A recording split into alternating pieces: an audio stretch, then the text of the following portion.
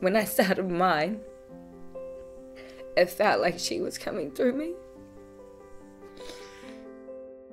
I think I was quite a heavy smoker. At times I could be a chain smoker. Yeah, it was getting quite ridiculous just before I fell pregnant.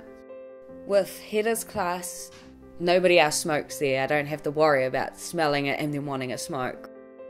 I'm going to be honest, I would have started back smoking. These people do so much with their lives without cigarettes. There's no reason why I can't be like them. It's not hard to do the korowai, but it is hard to give up smoking.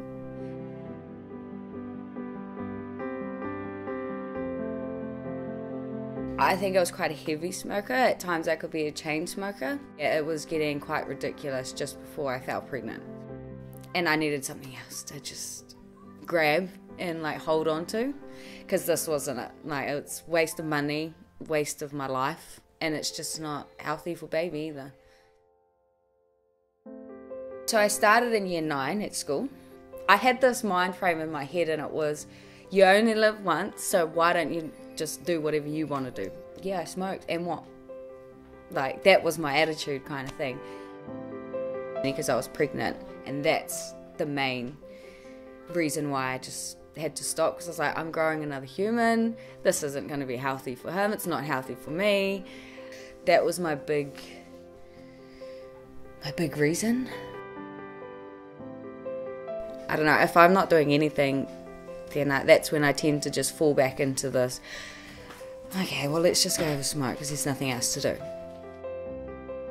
About 7 months later, I actually gave up breastfeeding. I fell back into having 1 or 2 here and there, and then I noticed, okay, no, I can't do this, because then as soon as I start having that one, you have that other one, because then you think about something else, and then that comes up, so I have a smoke because I'm stressing now, and I didn't want to fall back into that pattern.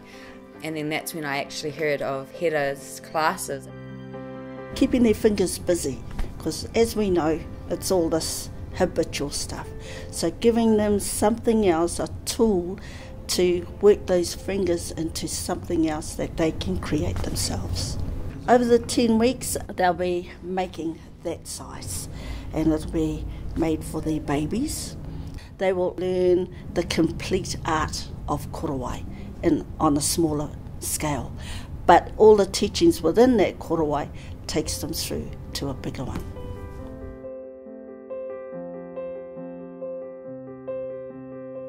When I started my korowai, I had this quite a big spiritual breakdown, I think it was. My nan was actually a very, quite a well weaver. When I started mine, it felt like she was coming through me. And it was really nice, because I've never felt connected to my grandmother, because my grandmother died before I was born. And then so that's my mum's mum, and then my dad's mum died when I was 3, so I didn't have much a connection with any of them. I'm doing what my nan did, and this is intense. Like, this is very, very me. Like, this is what I'm supposed to be doing. When you look at the kōrero around korowai, it's very much protective. It's very much something that is healing. It's a taonga, even if it's contemporary, it's a taonga. My next step is to actually get her patterns and incorporate them into my own, because I feel like that's just going to bring me a little bit more closer to her. And I feel like that connection was just so strong that I don't think I'll ever give up doing korowai. Yeah, it just brought me closer to a grandmother that I never actually had, and that I could literally feel her there with me. When you dip so far into te ao Māori, you can't help but feel it, and you can't help but recognise those feelings when they do come through. And yeah, that's probably why I've stuck with it. I don't think I'll ever let it go. Yeah.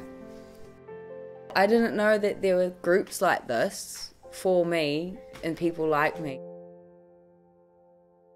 This gives me something to do rather than calling someone when I feel like a smoke, because then I'm talking about it and then I want it more. you know, so it's complete opposite of that.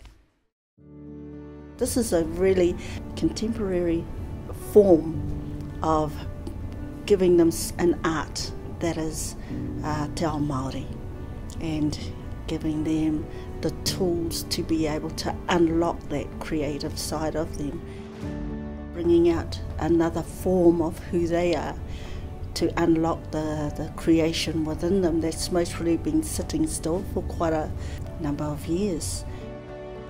We need something to keep us going, and that's not going to stop, because I feel like with the korowai it's so much time and effort, you don't really want to stop it, you want to keep going, and then when you're finished you're like, okay, now I need a break, I actually need to sleep. It's a good time consuming as well as lessons.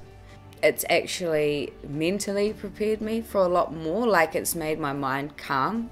When you're doing the korowai, you kind of want to get it done, but then you're taking your time on it, so it's teaching you that patience to be able to get something, not perfected, but to get something that you actually really created on your own almost.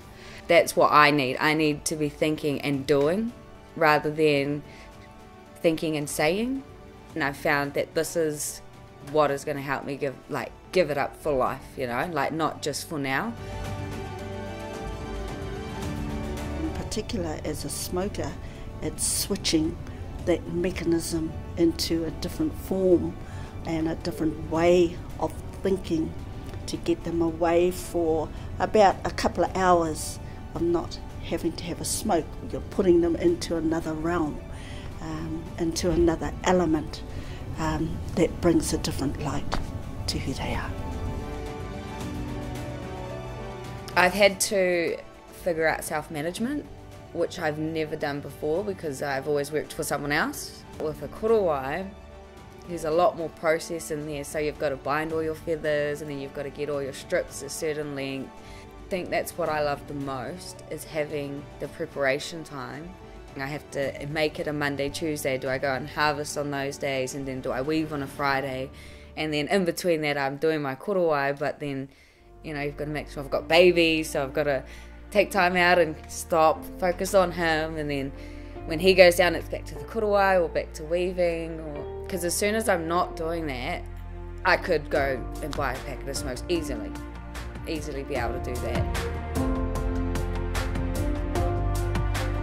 They learn how to restructure the home environment as well, not to forget family, not to forget to clean your home. Korowai works better when the home is clean, so that you don't have to worry about it. And if you're working on your korowai and the house is messy around you, the korowai will really, it'll tell me, you know, the stitching might be tight. Okay, so what was happening around here? So the korowai does tell tales when they come back the following week. So people are getting frustrated with the korowai, or you know, and she just said, just let it, just go and have a break, just breathe, come back, and then everything will be fine, you know. Teach them to see the other form of calmness. Teach them to bring art through their fingers, so they're learning so many spectrums within korowai to strengthen who they are as a mama, as a smoker.